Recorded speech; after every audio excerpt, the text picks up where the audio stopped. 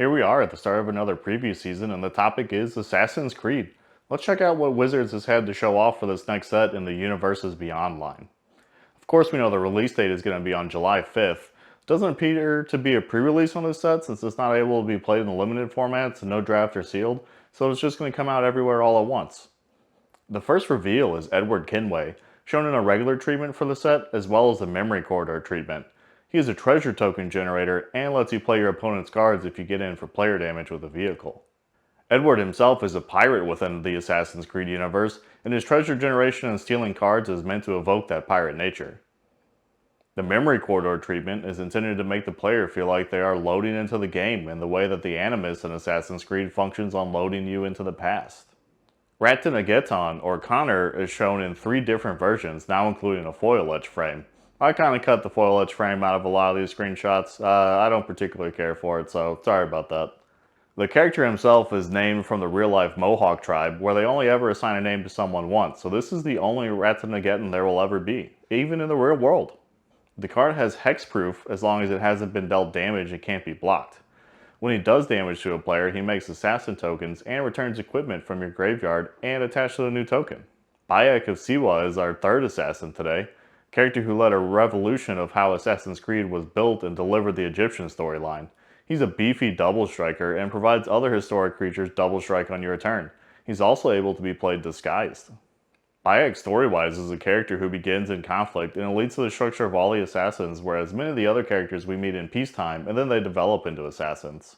The next assassin is Lydia Fry, showing that there will be plenty of assassins at the uncommon level as well.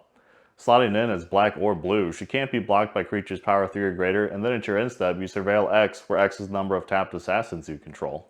Adewale is another assassin at the uncommon rarity, another captain like Edward. When he enters, you reveal 6 from the top of your library and get to take an assassin, pirate, or vehicle and put it into your hand. And if you deal player damage with a vehicle, you can return Adewale from your graveyard to your hand. Wonder if that mechanic's story related. Next, we have an Ezio card, but only as an uncommon. This card is going to be Ezio before reaching Assassin Mastery. The flavor text reveals an older Ezio reflecting on this version of himself and all that he had but didn't realize. The card itself fits the bill and gets a 1/1 counter whenever Ezio attacks. Then when he has 2 or more counters on him, he gains the Assassin type and First Strike. Brotherhood Headquarters is the first land shown, tasked for colorless and 1 of any color to cast assassins and activate assassin abilities. The card's artwork is of Ezio's home. Ivor is the first big cost assassin, coming in at a total of 6. Trample, haste, and then mill equal to the damage you did to a player, and put a saga or land onto the battlefield from the mill cards. Ivor is also one of the expanding mythos of Assassin's Creed, where she may be a little supernatural if you play the games to find out. Sigurd also makes an appearance, a triple color 3-drop with Vigilance and Trample and Lifelink. His Boast ability lets you add a lore counter to a saga for 1 mana, then put a 1/1 counter onto a creature. Also included in this set will be the additional historical figures seen around the Assassin's Creed stories. Shown is Socrates, or Socrates if you believe Bill and Ted.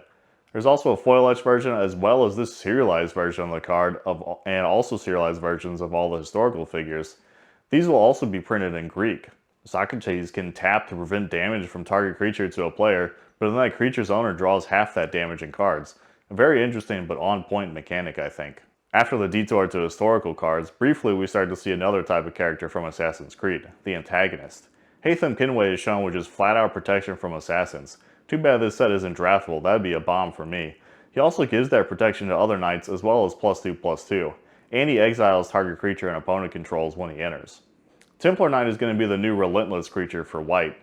It has an ability to tap 5 of itself that are attacking for 1 white and search your library for a legendary artifact and put it onto the battlefield. There's a lot of good artifacts in Magic like the One Ring, but I hope there's a bunch in this set too to fit this mechanic. Abstergo Entertainment is another legendary land, the secret home of modern Templars. It'll let you search for 1 historic card from your graveyard and return it to your hand, then exile all graveyards. Sean and Rebecca share a card. They allow you to tutor the Animus when they enter, and even put it onto the battlefield. They serve as the guy in the chair for many of the Assassin's Creed games.